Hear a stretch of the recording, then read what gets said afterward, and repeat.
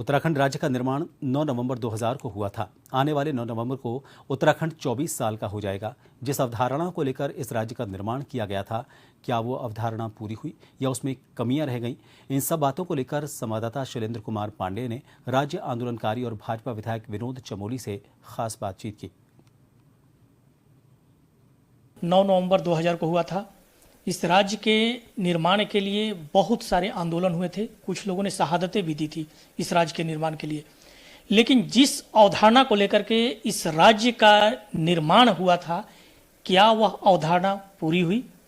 इसी को लेकर के हमारे साथ बातचीत करने के लिए राज्य आंदोलनकारी और बीजेपी विधायक विनोद चमोली जी हैं। हम इन्हीं से जानने की कोशिश करते हैं कि इन लोगों ने जो आंदोलन किया था, जिस अवधारणा को लेकर के इस राज्य का निर्माण किया था, क्या अभी तक वो पूरा हो पाया है? क्या जिस अवधारणा को लेकर के आप लोगों ने राज्य का निर्माण किया था, आज 24 साल करीब पूरे होने जा रहे हैं, क्या वो पूरा हुआ? क्या देखिए, इस विषय को ठीक प्रकार से समझने के लिए हमको पीछे जाना पड़ेगा और आंदोलन की भूमिका क्या थी, रूपरेखा क्या थी, किस तरह वो आंदोलन आगे बढ़ा और बाद में राज्य निर्माण में वो परिणत हुआ, तो उसके थोड़ा सा पृष्ठभूमि में जाना पड़ेगा। आपको ध्यान में होगा कि जब 94 के अंदर 93-94 में जब मंडल आयोग की सिफारिशें लागू हुई तो विद्यालयों में ओबीसी आरक्षण का विषय चला।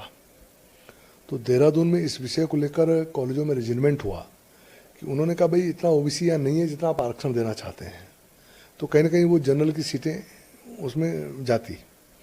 उसको लेकर हमारे जो छात्र थे वो सड़कों पर निकले, उन्होंने आंदोलन खड़ा किया और आगे चल के लोगों की समझ में यह आया कि भाई इससे काम नहीं चलेगा।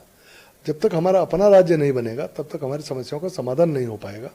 और अंततोगत्वा जो बहुत लंबे समय से उत्तराखंड राज्य के आंदोलन का एक आगाज यहाँ पर हो रखा था और लगातार उस पर आंदोलन हो रहे थे। बीजेपी भी उत्तरांचल राज्य के नाम पर उस पर आंदोलित थी। यूकेडी का वो मुद्दा था और तमाम संगठन उसमें काम कर रहे थे। वो अनायास ही एकदम से वो स्वतः स्फूर्त एक आंदोलन खड़ा हो गया और उस आंदोलन की परिणति है कि आज हम अपने राज्य में बैठे हुए हैं। तो उसमें बेरोजगारी मुख्य मुद्दा था, पलायन मुद्दा था। तो ये मुद्दे आज भी जस के तस खड़े हुए हैं 24 साल के बाद भी। इसको दूर करने के लिए यहाँ बीजेपी की भी सरकार रही है और कांग्रेस की भी सरकार रही है। क्या मानते हैं और इस स्तर पर क्या और होना अभी बाकी है? देखिए, बड़ा दुर्भाग्यपूर्ण हम लोगों के लिए है कि 24 साल से अनवरत काम करते हुए आज भी पलायन और बेरोजगारी जैसे मुद्दे हमारे सामने खड़े हैं। हम लोग उस पर काम भी कर रहे हैं, लेकिन उस पर जिस तेजी से काम होना चाहिए और जिस तरह से परिणाम आने चाहिए वो नहीं आ पा रहे हैं। उसमें दो मुख्य कारण हैं। एक तो ये प्रदेश राजनीतिक अस्थिरता में